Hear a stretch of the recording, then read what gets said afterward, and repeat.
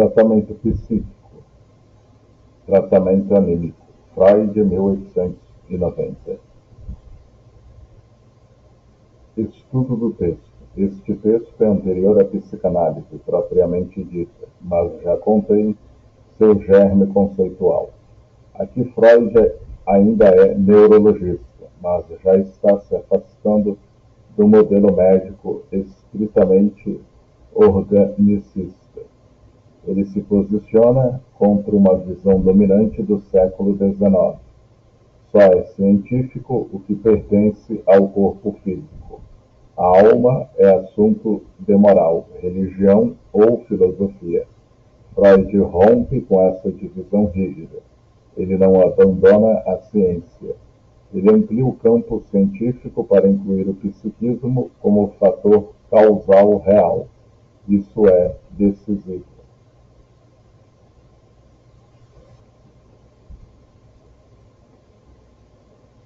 O que é tratamento psíquico? Quando Freud utiliza a expressão tratamento psíquico, ele está fazendo uma distinção crucial que rompe com a lógica médica predominante de sua época. Na medicina do século XIX, havia uma divisão rígida. O corpo, campo da ciência; a alma, psiquismo, campo da religião, moral ou filosofia. Freud desmonta essa oposição. Ele não espiritualiza a medicina. Ele psicologiza o entendimento do adoecimento, sem abandonar o rigor clínico. O esclarecimento central. Freud diz: tratamento psíquico não é apenas tratar doenças mentais, é tratar o organismo por meios que atuam na vida anímica. Isso é revolucionário, porque muda o lugar da causalidade. Antes, doença, causa orgânica, intervenção física. Freud introduz: doença pode ter participação psíquica. Intervenção simbólica pode produzir efeito somático. O que isso significa na prática? Freud está afirmando três coisas fundamentais. Primeiro, o corpo reage à vida emocional. O organismo não é neutro diante dos afetos. Medo, vergonha, excitação, tristeza, expectativa, culpa, tudo isso produz alterações fisiológicas reais. Mudanças na respiração, alterações cardíacas, variações na circulação, tensão muscular, alterações digestivas. O corpo é sensível à história emocional do sujeito. Sintomas podem ser expressão de conflitos psíquicos. Freud começa a perceber que certos quadros não obedecem à lógica da lesão anatômica. Há dores sem lesão, paralisia sem dano neurológico, fadigas persistentes e distúrbios digestivos funcionais. Isso leva a uma mudança de leitura. O sintoma não é apenas falha do órgão. Pode ser uma formação de compromisso entre conflito psíquico e expressão corporal. Aqui nasce a ideia de que o corpo pode funcionar como via de descarga de tensões psíquicas. A palavra pode produzir efeito biológico. Esse é o ponto mais ousado. Freud afirma que intervenções verbais podem alterar estados corporais, porque a palavra mobiliza afetos, modifica expectativas, altera o estado psíquico, reorganiza a economia emocional.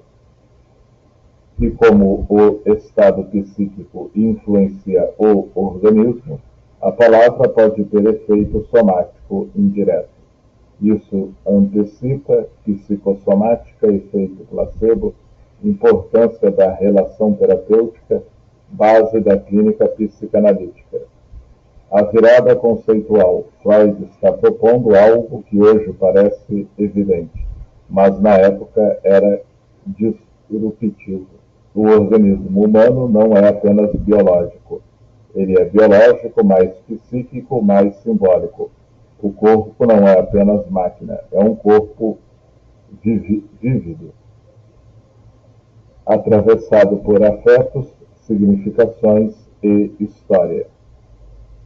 Em termos clínicos, essa concepção abre espaço para escutar o paciente, não apenas examinar o órgão, considerar a biografia como fator etiológico, entender o sintoma como fenômeno com sentido, reconhecer a fala como instrumento terapêutico.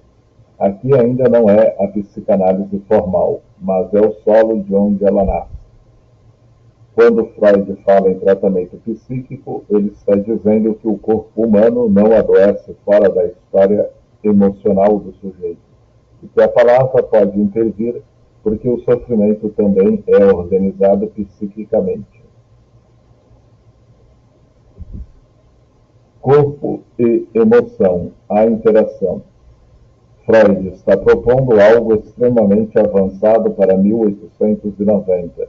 O organismo humano não funciona em dois sistemas separados, corpo de um lado, mente de outro, mas em interação constante.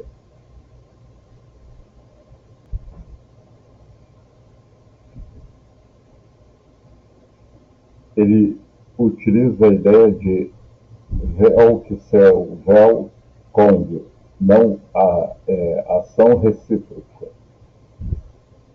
Ação recíproca. Isso significa o corpo influencia o estado psíquico e o estado psíquico influencia o corpo. Essa segunda parte era o ponto negligenciado pela medicina da época. O que Freud observa clinicamente? Freud não parte da teoria abstrata, mas de observação. Ele percebe que estados emocionais alteram funções fisiológicas concretas. Alterações observáveis: circulação sanguínea, rubor, palidez, sensação de calor ou frio, tônus muscular, tensão, rigidez, tremores, fadiga, digestão, náusea, perda de apetite, distúrbios intestinais, respiração, falta de ar, suspiros, aperto no peito, dor, amplificação ou redução conforme o estado afetivo, resistência a doenças. Pessoas emocionalmente abatidas adoecem mais. Isso hoje é estudado em psiconeuroimunologia, medicina do estresse, psicossomática. Freud já estava descrevendo essa dinâmica sem os recursos laboratoriais modernos. Os afetos como força fisiológica. Freud não trata emoções como algo subjetivo no sentido de irrelevante. Ele as entende como forças que mobilizam o organismo. Ele mostra que tristeza prolongada pode enfraquecer o corpo. O luto, a decepção constante, a desesperança produzem queda de vitalidade. Alegria e esperança podem revitalizar. Estados afetivos positivos reorganizam a energia corporal. Medo intenso pode gerar sintomas físicos reais, taquicardia, sudorese, tremores, desmaios. Expectativa de melhora pode influenciar a recuperação. O corpo responde à economia psíquica. O que está em jogo? Freud está mostrando que o corpo não reage apenas a vírus ou lesões. Ele reage também a perdas, frustrações, conflitos, tensões psíquicas, expectativas. O organismo é sensível à história emocional do sujeito. O que se vive psiquicamente não fica na mente, inscreve-se no corpo. A superação do dualismo. A medicina tradicional trabalha com um modelo quase mecânico: corpo igual máquina, mente igual algo separado. Freud rompe com isso ao mostrar o corpo humano é um corpo vivido, um corpo atravessado por afetos, lembranças e conflitos. Não é apenas biologia, é biografia incorporada. Consequência clínica. Isso muda completamente o modo de tratar. Não basta perguntar onde dói, é preciso perguntar o que está acontecendo na vida desse sujeito, porque o sintoma pode ser a expressão corporal de um impasse psíquico. O que Freud demonstra aqui é que Emoção não é só experiência interna. Acontecimento biológico. O corpo participa da história afetiva do sujeito.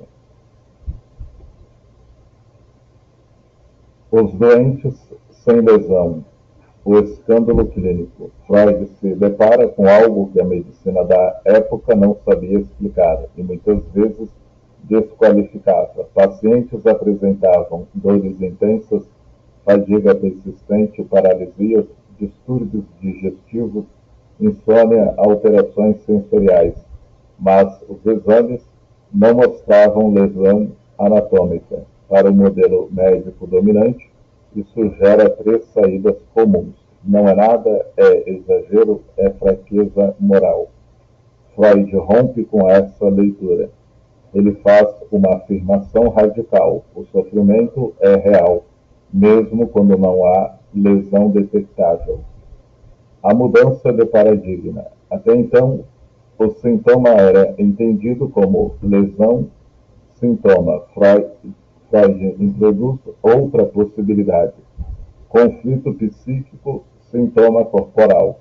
O órgão não está danificado, mas o corpo está envolvido em uma expressão de tensão psíquica. Isso é decisivo porque desloca o foco do tecido para a vida anímica. O corpo como via de expressão. Freud começa a perceber que o corpo pode funcionar como via de descarga, palco de conflito, linguagem do que não foi simbolizado. O sintoma corporal aparece onde a palavra falha. O que não pode ser elaborado psiquicamente encontra saída somática. Aqui nasce a ideia, que depois será central na psicanálise. O sintoma tem sentido, mesmo quando aparece no corpo. O que hoje chamamos. Muitos quadros que Freud observa são hoje descritos como somatizações, transtornos funcionais, sintomas conversivos, manifestações psicossomáticas, quadros ansioso-depressivos com expressão corporal. A diferença é que Freud não reduz isso a psicológico, no sentido banal. Ele entende como fenômenos em que o corpo participa da economia psíquica do sujeito. A dinâmica ética da descoberta. Freud não apenas cria uma hipótese teórica, ele modifica a postura clínica. Esses pacientes deixam de ser simuladores fracos, exagerados, e passam a ser reconhecidos como sujeitos cujo sofrimento tem lógica psíquica. Isso é uma mudança ética enorme. O médico precisa escutar, não apenas examinar. Nasce a clínica do sentido. Aqui está o ponto fundador. O sintoma não é só algo a eliminar, é algo a interpretar. Ele é uma formação de compromisso entre conflito inconsciente, defesa psíquica, expressão corporal possível. A clínica deixa de ser apenas supressão do sintoma, passa a ser investigação de seu significado. Quando Freud encontra o doente sem lesão, ele não diz que o sofrimento é imaginário. Ele descobre que o corpo pode falar o que o sujeito não consegue dizer. Os afetos como força biológica. Freud desmonta a ideia de que emoções seriam coisas da mente, sem impacto material. Para ele, o afeto é uma quantidade de excitação que circula no organismo.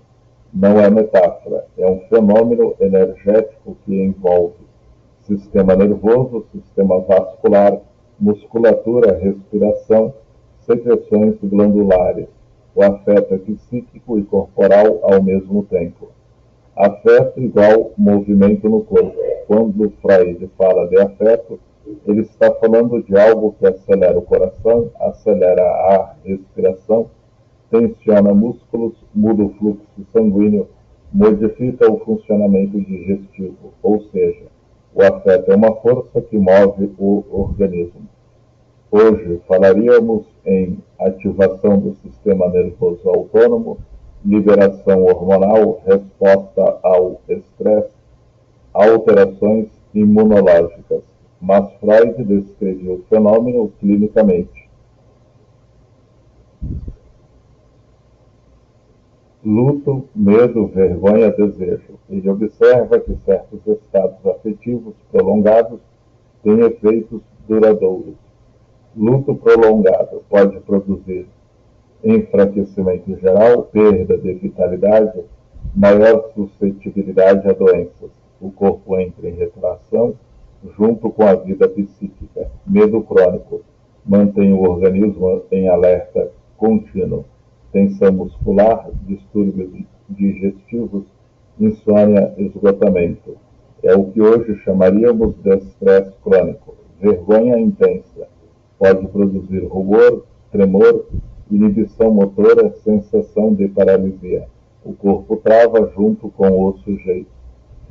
Alegria e esperança. Freud também reconhece o polo oposto. Estados afetivos positivos podem aumentar energia vital, melhorar disposição, favorecer recuperação. Ou seja, não é só o sofrimento que age biologicamente. Antecipação da psiconeuroimunologia.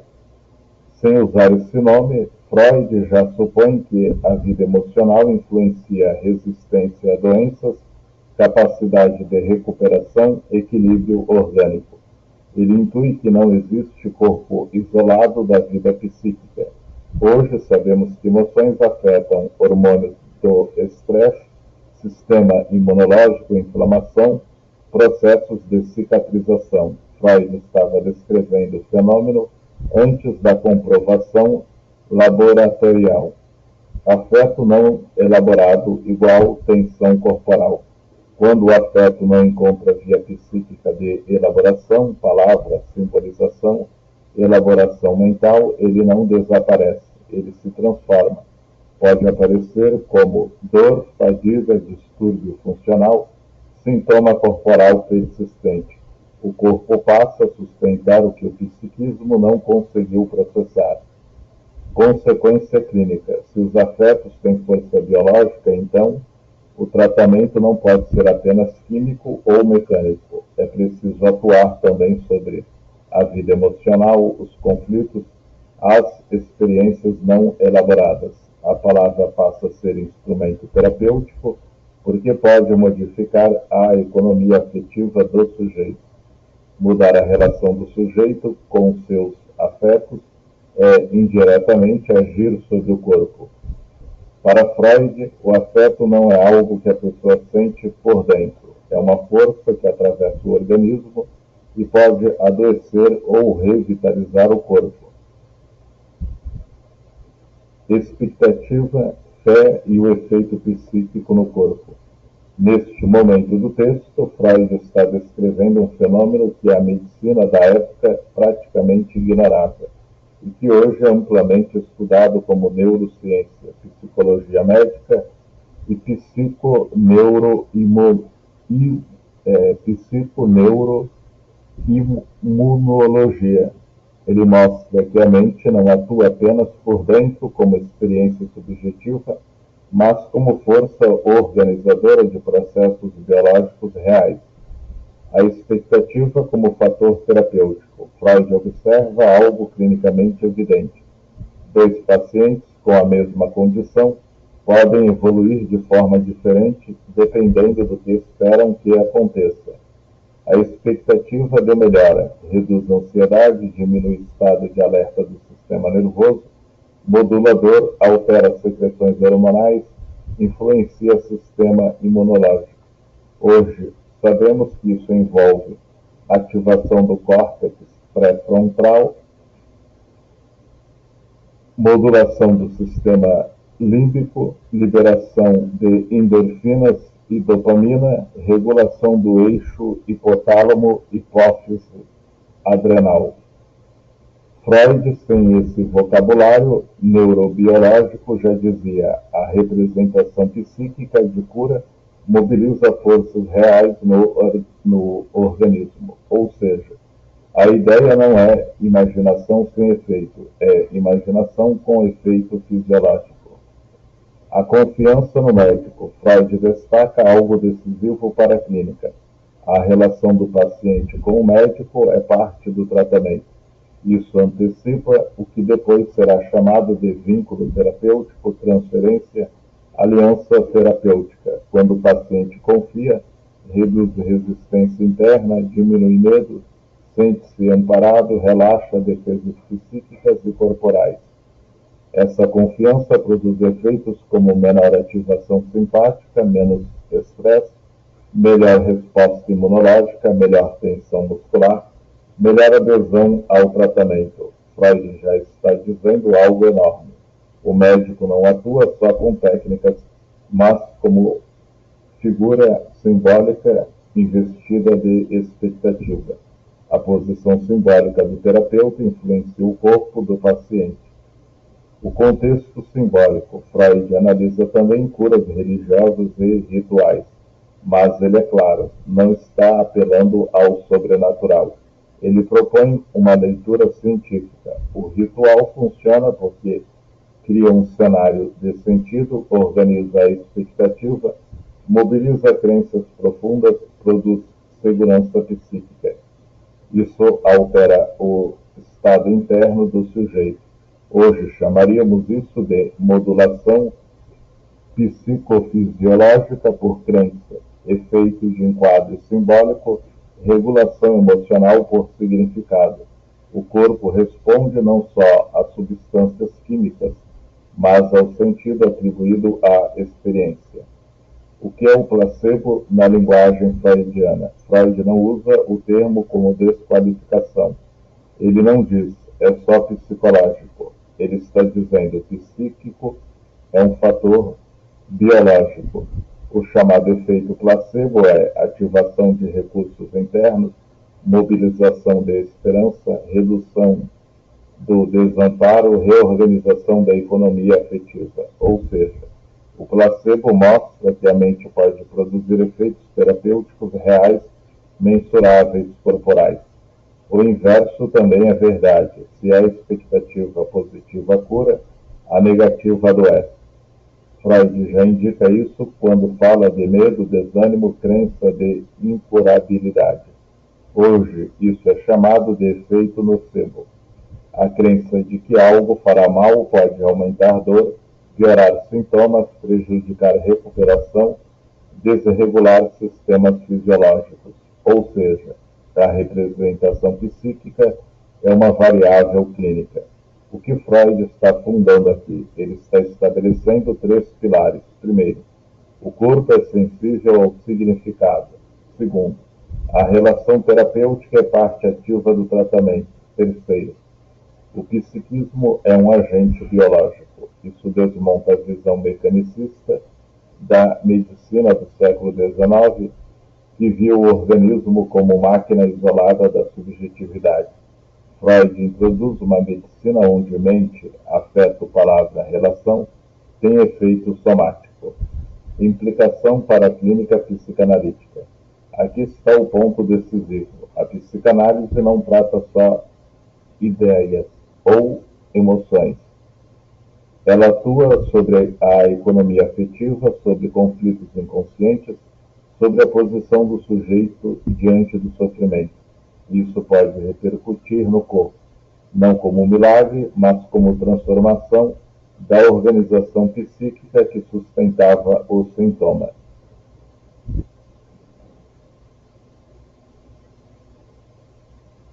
Freud mostra que a fé não é magia, é mobilização psíquica com efeito biológico. E mais radical ainda, o corpo não responde apenas a remédios, responde ao sentido, à relação e à expectativa. Aqui já está o embrião de toda a clínica psicossomática e da própria psicanálise como tratamento que opera pela palavra, mas com efeitos que ultrapassam a palavra. Hipnose. O laboratório da palavra. Antes da psicanálise existir, Freud já tinha um campo experimental onde algo decisivo se tornava evidente. A palavra podia agir sobre o corpo. A hipnose foi esse laboratório. Ela mostrou de forma quase visível aquilo que a medicina organicista não queria admitir. Uma representação psíquica pode produzir um efeito fisiológico real. A prova experimental do poder da ideia. Sob hipnose, pacientes podiam perder dor, mover um membro paralisado, deixar de apresentar um sintoma histérico, recuperar sensações, modificar estados corporais, sem cirurgia, sem medicamento, sem intervenção física. A única ferramenta era a palavra investida de autoridade e crença.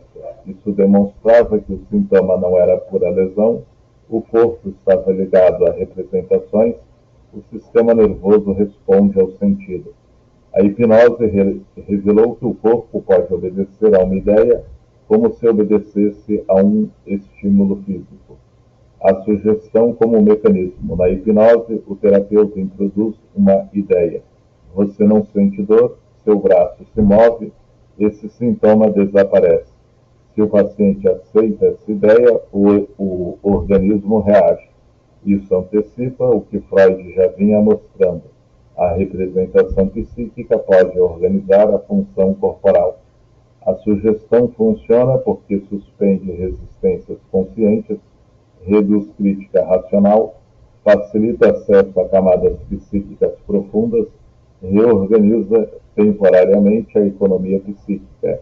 É como se a palavra nesse estado atravessasse os filtros do eu. Mas a hipnose mostra também um limite decisivo. Freud começa a perceber algo que muda tudo. Nem todo mundo é hipnotizável. Nem todo sintoma desaparece. E muitos sintomas voltam. Isso leva a uma conclusão crucial. O sintoma não é apenas um erro do corpo, é uma solução psíquica. Se o sintoma cumpre uma função, a simples sugestão não o elimina de modo duradouro, porque o sintoma pode expressar um conflito, substituir algo insuportável, proteger o sujeito de uma angústia maior, manter um equilíbrio psíquico. A sugestão remove o sintoma, mas não resolve o conflito que o produz.